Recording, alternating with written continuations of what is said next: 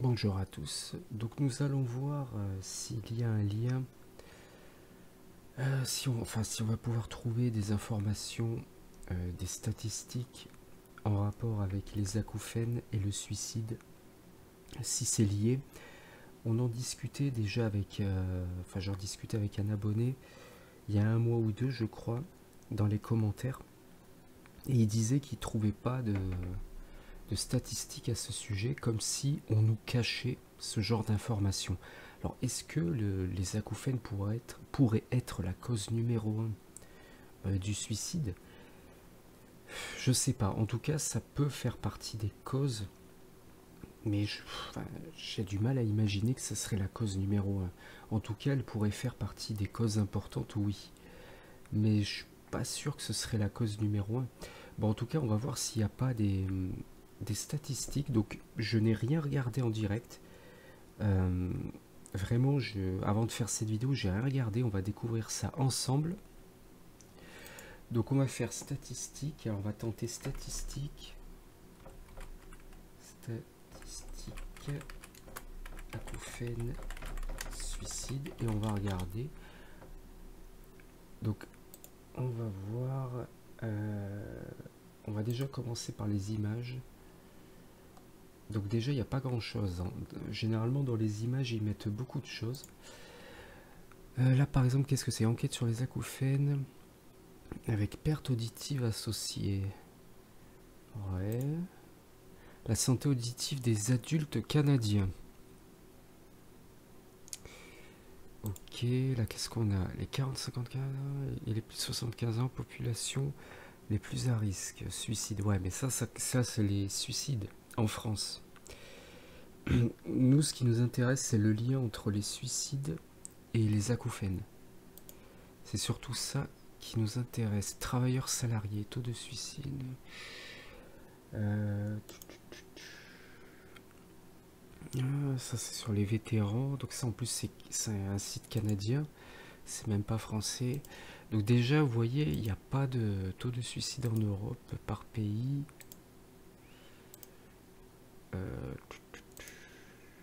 Bruit et son. Attends, c'est quoi celui-là? Conduite solidaire. Perte auditive. Ouais, bon. On va regarder à tous. Donc là, qu'est-ce qu'il nous dit? Ah oui, donc il y a quand même des articles. Donc, impact des acouphènes sur la santé mentale. 7 personnes sur 10 ont déclaré que leurs symptômes leur donnaient un sentiment de désespoir ou d'impuissance. Ah là, ils me gonflent avec leurs cookies. Moi, à chaque fois, je refuse. Parce qu'après, le problème, c'est qu'après, ils récoltent tes données. Et c'est comme ça qu'après, on se retrouve avec des spams ou des appels téléphoniques non sollicités. Donc moi, j'essaie de refuser tout le temps. Donc, une personne sur 5 a déclaré avoir eu des pensées suicidaires. Mais ça, c'est une enquête britannique qui a été menée auprès de 500 personnes seulement. Donc bon, on va dire que c'est beaucoup. C'est vrai, c'est beaucoup. Cela ne me surprend pas, a déclaré Medscape News UK le docteur James Jackson, psychologue et chercheur sur les acouphènes.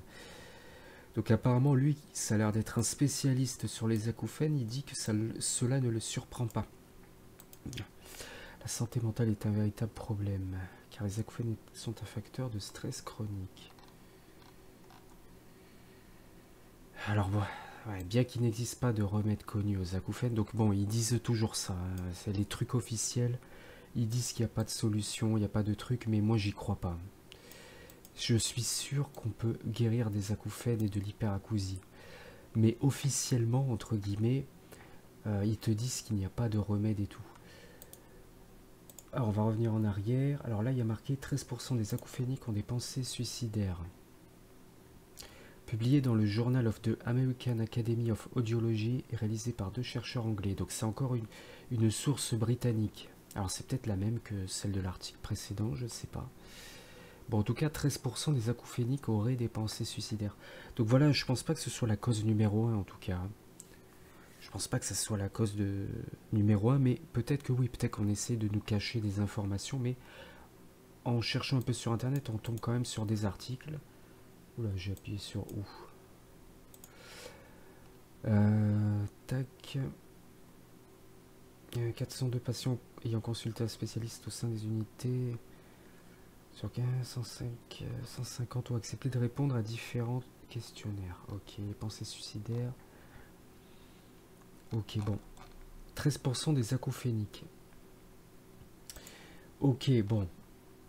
Ça, c'est un article de 2019. Les acouphènes peuvent pousser au suicide. Ok, les acouphènes, des sifflements qui gâchent la vie de 28% des Français. Putain, je me demande en termes de pourcentage combien il y a de personnes qui ont des acouphènes, mais en tout cas, si c'est vraiment 28%, c'est vrai que c'est énorme. Hein. J'ai pensé à me suicider, c'est un mal du 21e siècle. Bon. Bon, il y a quand même des. On trouve quand même des informations. Hein. Mais ouais. Je pensais qu'il nous cacherait peut-être plus d'informations, mais il y a quand même des informations.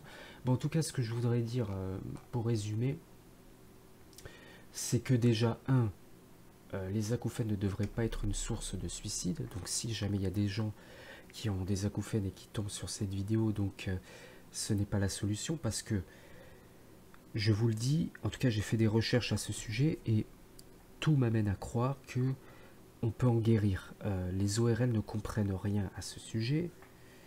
Les sources officielles, ils te disent qu'il n'y a pas de miracle et tout, mais je suis sûr qu'on peut s'en sortir. Mais en fait, il faut changer notre mode de vie. Donc moi, je ne vous connais pas, nous sommes tous différents, nous avons tous notre propre personnalité.